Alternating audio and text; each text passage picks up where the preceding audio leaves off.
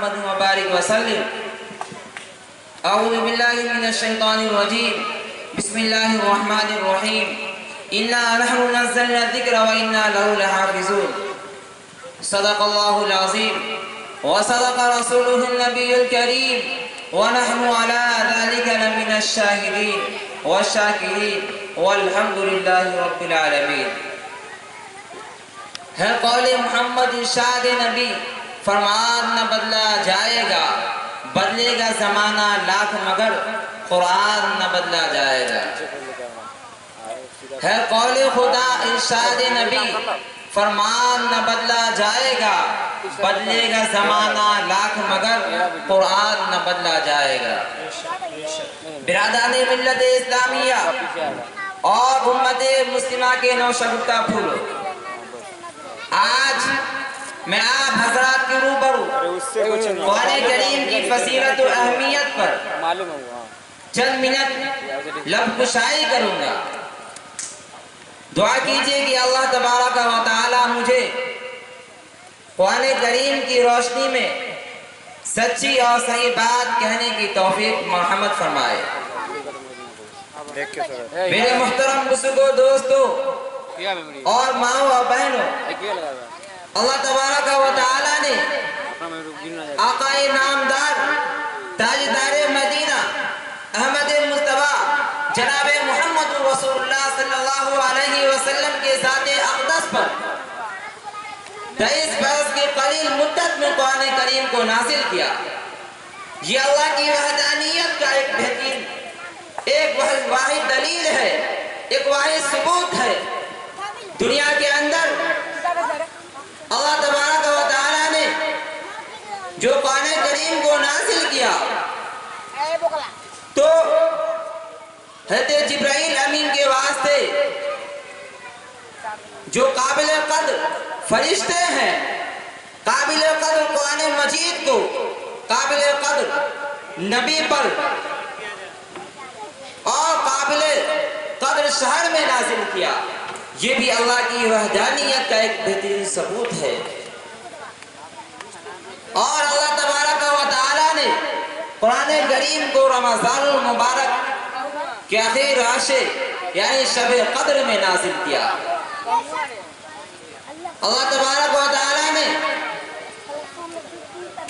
اس قرآن کو جو نازل کیا تو سب سے پہلے اللہ نے آسمان کو دیا، لیکن انہوں نے اس کو قبول کرنے سے انکار کر دیا. اس کے بعد اللہ تبارک و تعالی نے زمین کو دیا تو زمین بھی اس کو قبول کرنے سے انکار کر دیا. پھر چٹانوں کو دیا، پہاڑوں کو دیا، لیکن اس نے بھی انکار کر دیا. تو پھر آخر میں اللہ تبارک و تعالی نے انسانوں کو دیا اور انسان نے بحسن خوب اس کو قبول کر لیا. قرآن کے اندر آتا ہے وَحَمَلَهَا الْإِنسَانِ، یعنی اللہ تبارک و تعالی نے جب قرآن کریم کو انسان پر نازل کیا تو اس نے قبول کر لیا. میرے محترم بزرگوں، دوستو، یہی وہ قرآن ہے جو لوگوں کے درمیان اخوت و محبت پیدا کرتا ہے. یہی وہ قرآن ہے جو لوگوں کو صراط مستقیم پر گامزن کرتا ہے. یہی وہ قرآن ہے جو ہماری صحیح رہنمائی کرتا ہے. یہی وہ قرآن ہے جس کی بدولت کل میدان محشر میں حافظ قرآن کے والدین کو سورج سے بھی زیادہ روشن تاج پہنایا جائے گا. آج جب سورج طلوع ہوتا ہے تو اس کی روشنی سے پورے دنیا فائدہ اٹھاتا ہے اور اس کی روشنی میں کام کرتا ہے. لیکن اللہ تبارک و تعالی حافظ قرآن کے والدین کو کل قیامت کے دن اس سے بھی زیادہ روشن تاج پہنایا جائے گا. میرے محترم کی سوچنے کی بات ہے، جب ایک سورج سے پوری دنیا منور ہے، روشن ہے، جب میدان محشر میں حافظ قرآن کے والدین کو جب سورج دیا جائے تو سورج سے بھی زیادہ روشن تاج دیا جائے گا تو وہ کتنا منور ہوگا، وہ کتنا روشن ہوگا. میرے محترم، یہی وہ قرآن ہے جس نے محمد بن عبداللہ کو محمد الرسول اللہ بنا دیا. یہی وہ قرآن ہے جس نے نعمان بن ثابت کو امام اعظم بنا دیا. یہی وہ قرآن ہے جس نے یحییٰ بن ادریس کو شافعی کے معزز لقب سے نوازا. یہی وہ قرآن ہے جس نے بہت سارے لوگوں کو سیدھے راستے پر گامزن کر دیا۔ یہی وہ قرآن ہے جس کو سنتے ہی عمر رضی اللہ تعالی عنہ اسلام سے پیراور ہو گئے۔ لیکن قرآن کریم سے سننے سے پہلے، قرآن کریم کو سننے سے پہلے حضرت عمر رضی اللہ تعالی عنہ ہمارے آقا کے دشمن تھے۔ جب ان کو معلوم چلا کہ ہمارے بہنوں قرآن کریم کو پڑھ لیے ہیں، اسلام سے پیراور ہو گئے ہیں، اسلام میں داخل ہو گئے ہیں، تو انہوں نے سوچا کہ اب چلتے ہیں اپنے بھائی اور بہن کو، اپنے بھائی، اپنے بہن اور اپنے بہنوں کو قتل کر دے۔ لیکن وہ اس ارادے سے چلتے ہیں، اور جب وہاں جانے کے بعد قرآن کریم کی تلاوت سنتے ہیں، اس کا سینہ پسیج جاتا ہے، دل نرم پڑ جاتا ہے، اور وہ اسلام سے پیراور ہو جاتے ہیں اور قرآن کریم کو پڑھنے کی تمنا کرنے لگتے ہیں۔ میرے محترم بزرگوں دوستو، جب قرآن کریم آقا نامدار جناب محمد رسول اللہ صلی اللہ علیہ وسلم پر نازل ہوا تو عرب کے جو فصحاء تھے، عرب کے جو بلغاء تھے، انہوں نے شک کرنا شروع کر دیا کہ یہ محمد جو قرآن کریم کی تلاوت کرتا ہے یہ اللہ کی جانب سے نازل کردہ نہیں ہے، بلکہ یہ محمد کا خود اپنا گھڑا ہوا کلام ہے، یہ منگرت باتیں ہیں۔ لیکن اللہ تبارک و تعالیٰ نے قرآن کریم کے شروع میں ارشاد فرما دیا، ذالک الکتاب لا ریب فیہ ھدی للمتقین، یہ ایسی کتاب ہے جس میں کوئی شک و شبہ نہیں، اس میں شک کرنے کی کوئی گنجائش نہیں۔ ھدی للمتقین، یہ متقیوں کے لیے ہدایت ہے۔ جو متقی ہے، جو پارسا ہے، جو بزرگ ہے، وہ اگر اس پر گامزن رہیں گے، اس کی طرف، اس کے مطابق اپنی زندگی گزاریں گے تو انشاءاللہ العزیز وہ صراط مستقیم پر ضرور گامزن ہو جائیں گے، وہ اللہ کے راستے کو ضرور پالیں گے، وہ اللہ کے محبوب بن جائیں گے، اللہ ان سے راضی ہو جائے گا اور وہ اللہ سے راضی ہو جائیں گے۔ میرے محترم، جب انہوں نے قرآن کریم میں شک کیا، قرآن کریم کی آیت میں شک کیا، تو آقا نامدار جناب محمد رسول اللہ صلی اللہ علیہ وسلم ان سے مخاطب ہو کے فرمائے، اے عرب والو، اگر تم کو اس قرآن کریم کے بارے میں شک ہے، اگر قرآن کریم کے بارے میں تم یہ کہتے ہو کہ یہ محمد کا اپنا گھڑا ہوا کلام ہے، یہ اللہ کا نازل کردہ کلام نہیں ہے، تو تم 10 آیتیں پیش کر دو، 10 سورتیں پیش کر دو، قل فاتوا بسورۃ من مثلہ۔ لیکن وہ قرآن کریم کی 10 آیت یا سورت پیش کرنے سے عاجز اور قاصر رہ گئے، تو آقا نامدار جناب محمد رسول اللہ صلی اللہ علیہ وسلم نے کہا، اگر تم سے اکیلے نہ ہو سکے تو عرب کے جتنے فصحاء ہیں، بلغاء ہیں، سب کو اکٹھا کر لو اور میٹنگ کر لو، اس کے بعد کم از کم ایک سورت ہی پیش کر دو، اگر اتنا بھی نہ ہو سکے تو کم از کم ایک آیت ہی پیش کر دو۔ لیکن جب وہ خانہ کعبہ کی دیوار پر لکھا ہوا دیکھتا ہے، اِنَّا أَعْطَيْنَاكَ الْكَوْثَرَ فَصَلِّ لِرَبِّكَ وَانْحَرْ إِنَّ شَانِئَكَ هُوَ الْأَبْتَرُ، تو اس کے دل سے آواز نکلتی ہے کہ حقیقتاً یہ قرآن محمد کا گھڑا ہوا نہیں ہے بلکہ اللہ کا نازل کردہ کلام ہے۔ میرے محترم بزرگوں دوستو، اللہ تبارک و تعالیٰ نے جو قرآن کریم کو نازل کیا اور انسانوں کے حوالے کیا، تو اللہ تبارک و تعالیٰ نے اس کی ذمہ داری بھی لی ہے۔ اللہ تعالیٰ خود قرآن کے اندر کہتا ہے، إِنَّا نَحْنُ نَزَّلْنَا الذِّكْرَ وَإِنَّا لَهُ لَحَافِظُونَ، کہ ہم نے قرآن کو نازل کیا اور ہم اس کی حفاظت کرنے والے ہیں۔ اللہ تبارک و تعالیٰ نے قرآن کریم کے الفاظ کی حفاظت کے لیے حفاظ کرام کو متعین کر دیا کہ تم ان کے الفاظ کی حفاظت کرو۔ آپ دنیا کے اندر کروڑوں کی تعداد میں حافظ دیکھتے ہوں گے اور دیکھ رہے ہیں کہ وہ ان کے الفاظ کی حفاظت میں مصروف ہے۔ اللہ تبارک و تعالیٰ نے قرآن کریم کے معنی و مفاہیم کے لیے علماء کرام و مفسرین اعظام کو متعین کر دیا کہ تم ان کی معنی کی حفاظت کرو، اس کی تفسیر کی حفاظت کرو، لہذا وہ اس کی معنی اور تفسیر کی حفاظت میں مصروف ہے۔ اللہ تبارک و تعالیٰ نے اس کے لب و لہجہ کی حفاظت کے لیے قرآن اعظام کو متعین کر دیا کہ تم ان کے لب و لہجہ، تجوید و قرائت کی متعین کرو۔ کرو، اس کی حفاظت کرو، لہذا وہ اس کے اندر مصروف ہے۔ ہر ایک اپنے اپنے کام میں لگے ہوئے ہیں۔ جب انگریز ہندوستان کے اندر آیا تھا اس غرض سے کہ وہ قرآن کو مٹا دے، قرآن کو نیست و نابود کر دے، لیکن اللہ تبارک و تعالیٰ نے نہیں چاہا اور انہوں نے کوشش کی، میٹنگ کی اور وہ 3 لاکھ قرآن کو نظر آتش کیا اور بہت سارے علماء کرام وفاظ کرام کو پھانسی دی، لیکن پھر بھی اللہ تبارک و تعالیٰ کے قرآن کریم کو نہ کوئی ختم کر سکا اور نہ کوئی ختم کر سکے گا۔ اس لیے کہ یہ جو کتاب ہے اللہ کی نازل کرتا ہے اور اللہ تبارک و تعالیٰ نے اس کی حفاظت کی ذمہ داری خود اپنے ذمہ لے رکھی ہے، لیکن اللہ تعالیٰ نے قرآن کریم کے علاوہ بہت سارے کتابیں نازل کی، بہت سارے صحیفے نازل کی، لیکن اس کی ذمہ داری نہیں لی۔ اللہ نے توریت نازل کیا، زبور نازل کیا، انجیل نازل کیا، اس کے علاوہ صحیفے نازل کیے، لیکن اس کی ذمہ داری نہیں لی۔ آج وہ موجود ہے لیکن تحریف شدہ ہے، اس کے اندر تحریف کر دیا گیا ہے، اس کے جو ماننے والے تھے اس میں تحریف کر دیے ہیں، لیکن قرآن ایسی کتاب ہے نہ آج بدلا ہے نہ قیامت تک بدل سکے گا۔ جس طریقے سے اللہ تبارک و تعالیٰ نے لکھ دیا ہے بیائی اسی حالت میں محفوظ ہے اور انشاءاللہ العزیز قیامت تک محفوظ رہے گا۔ میرے محترم بزرگوں دوستو، آج میں آپ سے کہنا یہ چاہتا ہوں کہ جب بچہ پیدا ہو تو سب سے پہلے اسے دینی تعلیم دیا جائے، اس لیے کہ حدیث شریف ہے طلب العلم فریضۃ علی کل مسلم و مسلمۃ، علم کا طلب کرنا ہر مسلمان پر فرض ہے،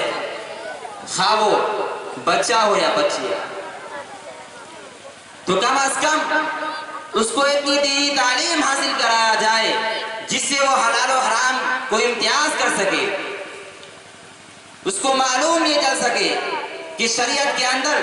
کس چیز کی ممانعت آئی ہے، کس چیز کو حلال قرار دیا گیا ہے، کس چیز کو حرام قرار دیا گیا ہے،